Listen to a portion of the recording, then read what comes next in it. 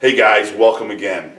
Sitting here in downtown Cleveland with producer, what else? Writer, director, Stephon Davis. Steven Spielberg, watch out because this guy's on fire. Yeah. Stephon, welcome to the show. Pleasure. Thanks for having me. I think I'm still a little ways from Spielberg right now, but I'm getting there though. Yeah, You're getting on the there? toes there. Yeah, nipping there. Yeah. I'm telling you, I've seen some of your work, and Spielberg has a competition here. Yeah, I'm coming for him. Yeah. So, Stephon, why don't you tell the viewers who are you? What are you doing? What's your goals? I mean, I know that's a lot I'm throwing at you, but let's start off with how did you get into the filmmaking industry? So my journey was really a shift from video production. I went to school for video. That was my primary focus, was communications. So after I got out of school, I started doing my own thing a little bit, working for different companies, organizations, and that was fun. It was good. But I've always had this entrepreneurial spirit in me as well, though, and this love for storytelling and filmmaking. So the more I was like, I got to go out here and I really got to pursue this. So I just really wanted to be able to be creative, be an entrepreneur, be a businessman, and so I really just started combining all those things. Like, how can I really do what I really enjoy, really be passionate about, and have this purpose? And so for me, what I finally discovered was that, if I can create films, if I can direct films about social issues, really about making a change and making a difference, that would be really the most fulfilling thing for me. And so when I finally got to that realization and I just jumped into it, I've just never looked back since then. Okay, so you mentioned going to school. I mean, where does one go to school to learn, filming and directing and producing and so forth? I went to Cleveland State, but every school pretty much has it. I also went to Ohio Center for Broadcasting, which the name's changed since then, but there's tons of media schools and filmmaking schools. Of course, if you're out in California or New York, they have film academies and things, UCLA and all those places. But if you're in Cleveland, there's not quite the same type of filmmaking schools, but still, the selection isn't there, but the schooling is. But yeah, they got great equipment, great instructors. It's nice. Yeah, I think you can really learn a lot. But for me, though, I also feel like you can learn a lot just by getting hands on and really diving into it. I think I actually still learn probably more just actually getting out and being under some people that are already doing it and kind of them mentoring me a little bit along the way. So you're just talking about hands-on experience, just doing it, yeah, right? Yeah, I think that's really the biggest teacher to me sometimes. Like Nike says, just do it. Just do it, yeah. Get out there, you work out the flaws, you learn this, you connect with people and so forth. Yeah, it just seems like the best way. And networking, like you say, you meet people, and that's such a big part of the business. So. Sure, absolutely. So give us an idea. What are your, I mean, I've looked at some of your work, but obviously people watching haven't, not as of yet, but what is some of the work that you're doing, like some of the stuff that you've worked on in the past and some upcoming events and so forth? Okay. So some of my first earlier films that I really worked on, I touched on issues of racism, actually in the restaurant industry, dealing with gratuity and tips and things like that. I just thought that was an interesting subject because a lot of times blacks get this stereotype about they don't tip well and things. So I made this movie about that, exploring those issues really. So I did that. Did something on the cyber issues that we face sometimes, where people trying to date and all that kind of good stuff. So touched on those issues. Did some things along with bullying. It was one of my latest films. We won an award for that one, for the bullying film we did called The Sit-In. Another one. You can come on through there. Yeah. Got a special guest appearance real quick. So with that being said, I want to talk a little bit about this video. The racism video with gratuities and tips, because right in my hometown, actually in my backyard, there was an incident, I'm not sure exactly, I don't even want to say the name of the restaurant anyways, but where a local black comedian was offended or insulted, what have you, but the person that was serving them was also African American. Yeah. So it was this big to do, you know what I mean? Because she wouldn't serve this group of black men and women that were there, Yeah, and it's interesting because I think like inter-racism can sometimes be more prevalent than this, black and white and this kind of stuff, because sometimes people as a culture can sometimes be racist and biased against their own people, and so I think that's really what they were experiencing there. And truthfully, I don't want to get too deep into it, but I think blacks have kind of been pitted against each other for a long time. Really, when you go back to the house slave and the the person's in the field and all that kind of stuff, and the light skin, dark skin, almost feel like Spike Lee now. Like, I do want to do movies like that too, though. I mean, I think those kind of things are important for people to recognize and to see and bring that awareness out. But truthfully, yeah. That was an interesting dynamic that she did feel that way, and if she feels that way, that's only to say that other people do feel that way too. And that's a real issue we need to address and face. Sure. So with that being said, you mentioned bullying. What other social issue videos have you worked on so far, or planning to work on? We just did one on domestic violence as well. I really wanted to explore the aspects of domestic violence and take a look at a lot of times people are young and they want to start moving in with each other and things, dating and things go to that next level. So we really wanted to explore that concept of, if you decide to go that route and you don't really know that person that well, if it's an unhealthy relationship, or even if you thought it was healthy at first, but then things change, while you're together in this household trying to, you have bills, the whole dynamics can change on you. And so if you don't really know that person like you thought you did, you never know what kind of psychological abuse could take place, emotional, verbal, and that's really what we wanted to do too, is make sure we touch on all those kind of forms of abuse. Right. Now, where can we find that video at? Is it already done being produced? That's on Amazon, yeah. That's on Amazon. It's on Amazon. Yeah. So someone can purchase that video? Absolutely. Yeah, and please do, actually. Where do we find the title of it? And it's called Derangement. Yep. So if you look on Amazon, Derangement, you'll find it. And just click purchase or rent. Yeah. Okay. Now, when they purchase it, they download it off of Amazon? And and then they'll have it, be able to watch it every day, all day. So okay. Just loop it. So if you're curious about domestic violence, check out Stephon's movie Deranged on Amazon. You can rent it and or purchase it. So, and guys, at the end of the video, there'll be some links to his sites and so forth, his social media and stuff like that, so you guys can find it out there. So, okay, what are some of the future things you're looking at doing? So our next big film is going to be on eating disorders, and we're already starting to put things in place for that one. And so I'll be collaborating with a reporter down in Florida who really has a big, she's really been doing that kind of stuff for a long time because she has a huge background in eating disorders. So we're going to work together, put the script together and all that, start getting our funding. And so that'll be our next big project. And I already know that after that point, the suicide will be the next one after that. Because that was going to be my next one, but then when we met and connected, I was like, well, hold on, let me do this because we actually already have something in place that we can make sure this is done successfully. So let's do this now, and then I'll do the next suicide after that. So sure. Now, suicide today is almost like an epidemic. Between the I blame actually Hollywood, to be honest with you. But it's interesting you say that too. I sit on the board with it's called the Cuyahoga County's Suicide Prevention. That's terrible that I can't remember the exact name, but it's about suicide.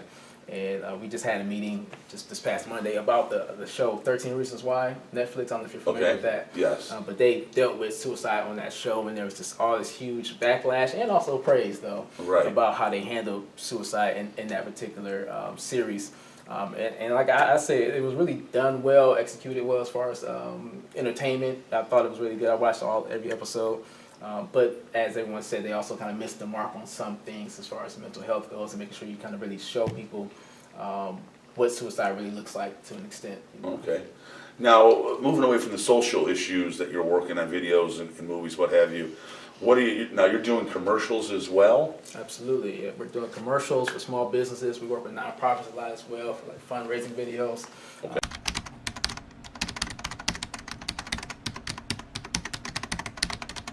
And so we do a lot of commercials in the city and beyond, really, sometimes, depending on. Now, how would somebody contact you to get some quotes from you and ideas from you on shooting a commercial for their small business here in Cleveland? Website, social media links, my number, direct number, cell, anyway, email, all those things. Yeah.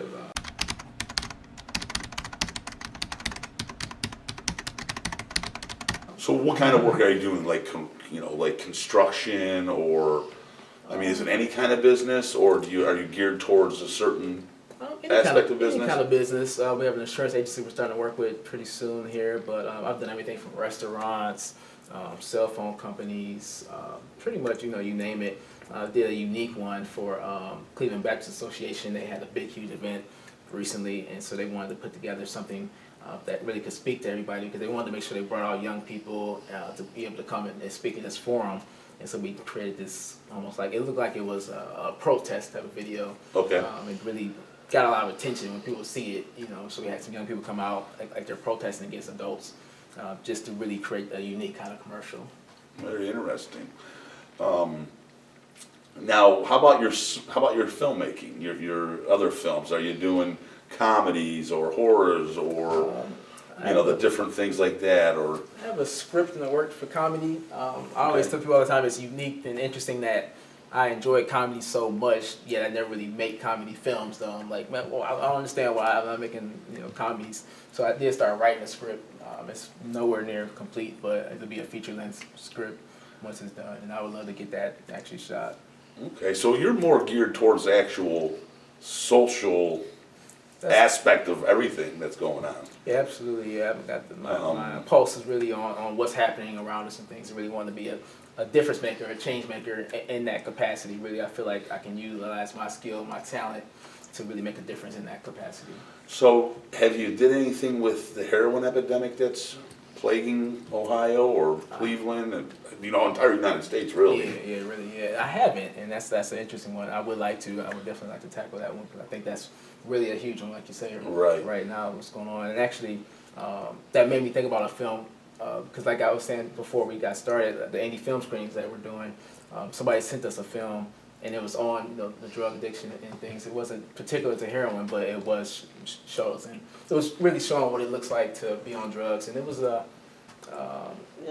interesting, because what the person did, they kind of died, and then just the devil came to them and said, "I need you to go do my bidding," and things. It got a little weird too, but it was a cool movie though. But when you said that, it made me think about that movie, because like I said, we also do indie film screenings. So now exactly what is indie film screenings? What is that? So it's a show. It's also, we go to we have events sometimes too as well. So we used to do them pretty regularly, where we'll have filmmakers come out, audience and guests and things come out, and we'll screen the films right there on the huge projector and all that kind of stuff. But lately what we've been doing is we have a show that'll come on just on YouTube. Okay. And it'll be myself and my partner Jerome, and we'll just talk about whatever movies that people send us. So last time we did a couple horror movies, and they were fun, interesting, and things. So we just talk about what we liked about it, what we didn't like, what could be better, what was the best part of it. Okay.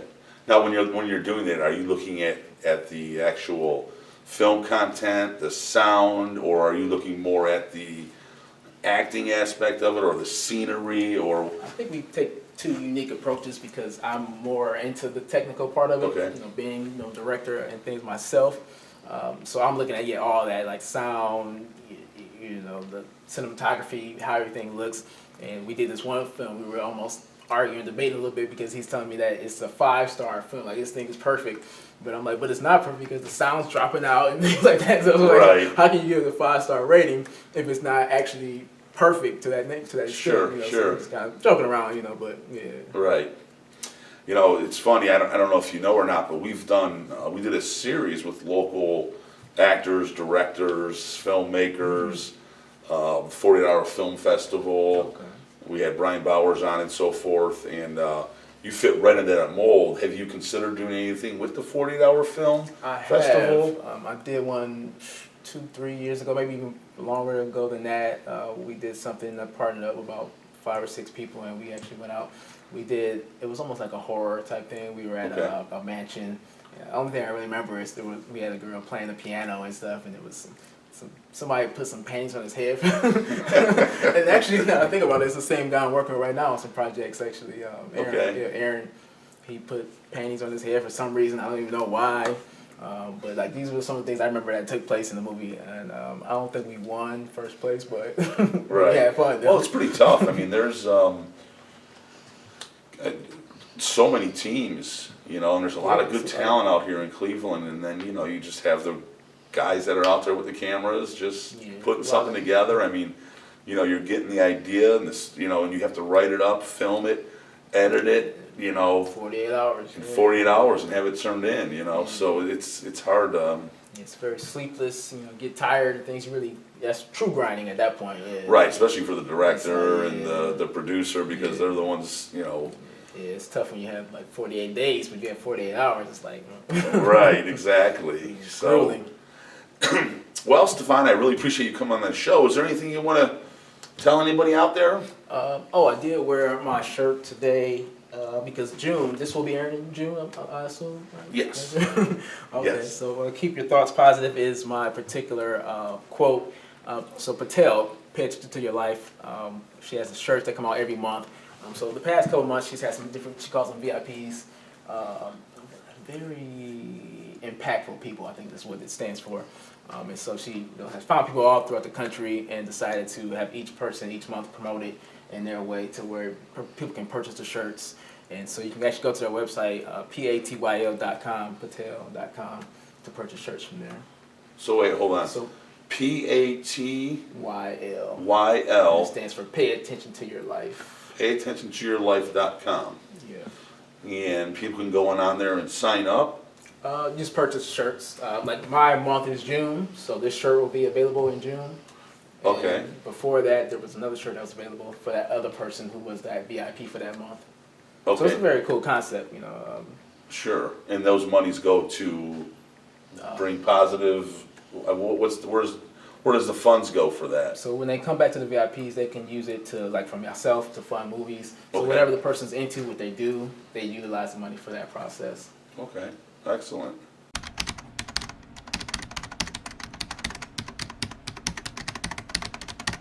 Excellent.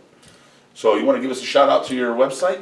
Yeah, that's serlomedia.com, SERLO media.com is the website. From there, you can find phone numbers, email, Facebook, and Twitter. It's just my name, Stephon J. Davis. Instagram is kind of a unique name. It's Shoot At You Actors. So that's my Instagram there.